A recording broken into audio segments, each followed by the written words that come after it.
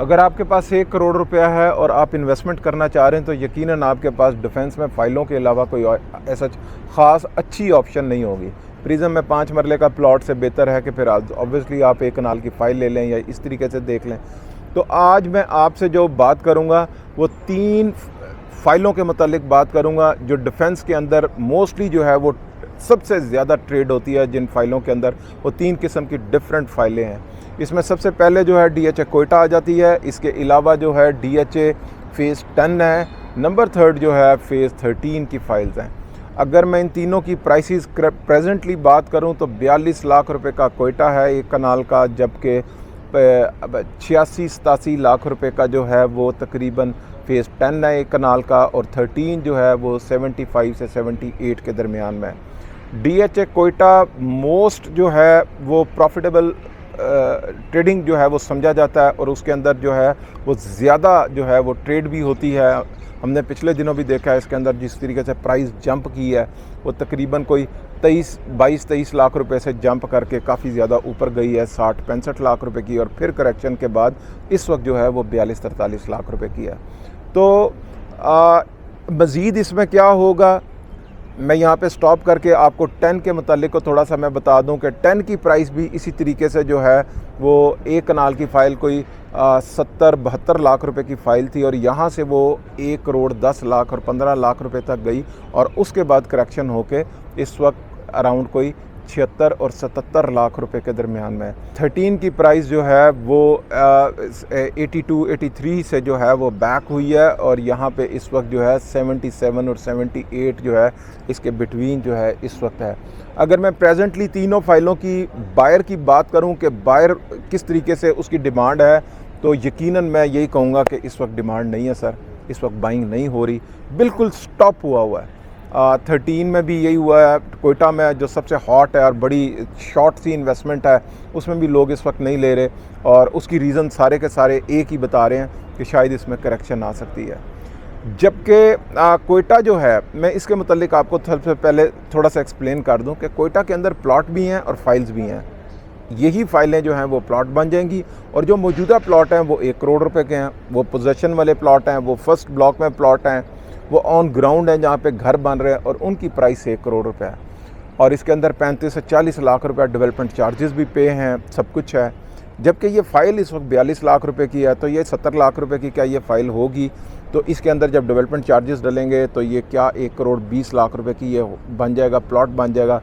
तो आज अगर आपको वहाँ पे प्लॉट 1 करोड़ रुपए का मिल रहा है तो मेरा ख्याल है कि लोग जो वाइस किस्म के लोग हैं वो ये नहीं ख़रीद रहे, वो बजाय इसके कि ये प्लॉट ख़रीदें वो फ़ाइल ख़रीदें वो प्लॉट ख़रीद लेते हैं, वो लोग जिन्होंने घर बनाना है।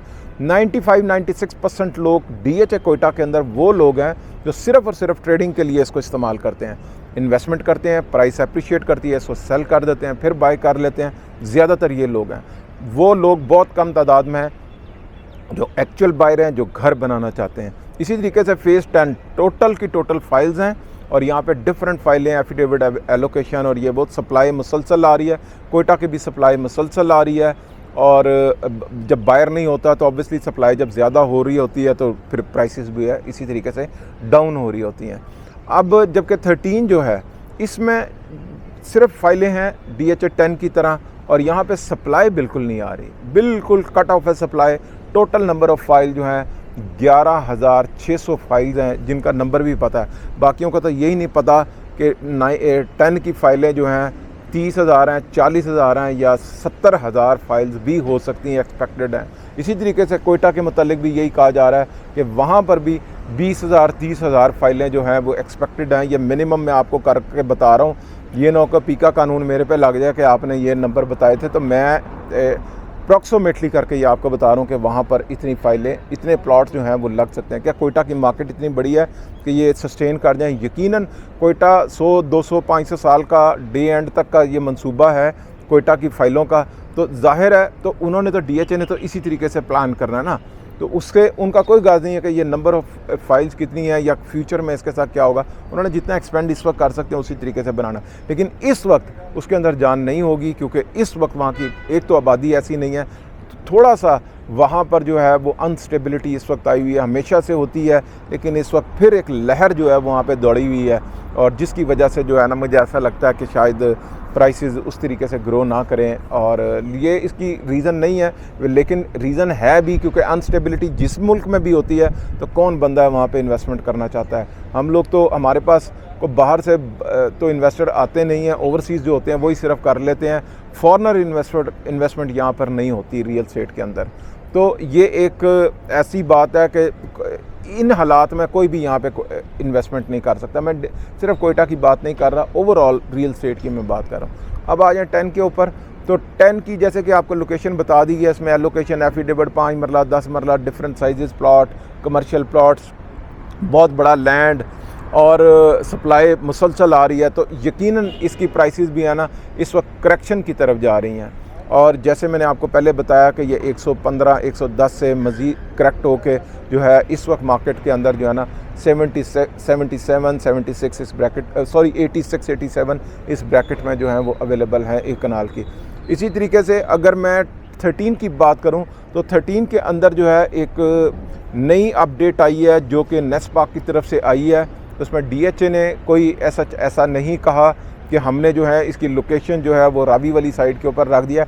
नेस्पाक ने ज़रूर बिड ली हैं उस लोकेशन की कि सॉइल टेस्टिंग, और दूसरी उसने कंपनियों को दे दिया कॉन्ट्रैक्ट, और वहाँ पे टेस्टिंग हो के कोई डेवलपमेंट होने लगी है।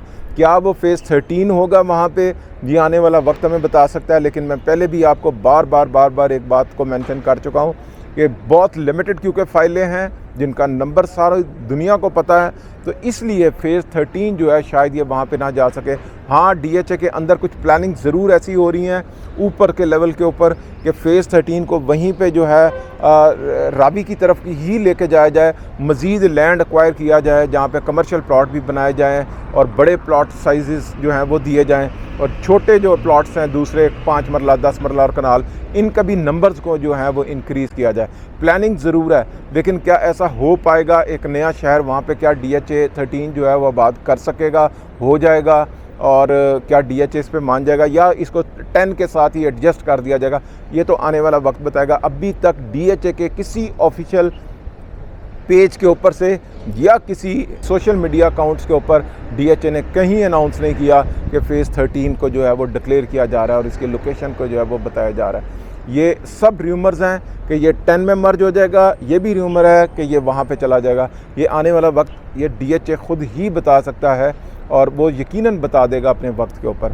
तो इस वक्त अगर आप कोई DHA में फाइल्स वगैरह को लेना चाह रहे हैं, बाइंग करना चाह रहे हैं, तो मेरा ख्याल है ये राइट टाइम नहीं है इन्वेस्टमेंट का, क्योंकि करेक्शन में है मार्केट हर दूसरे दिन के बाद।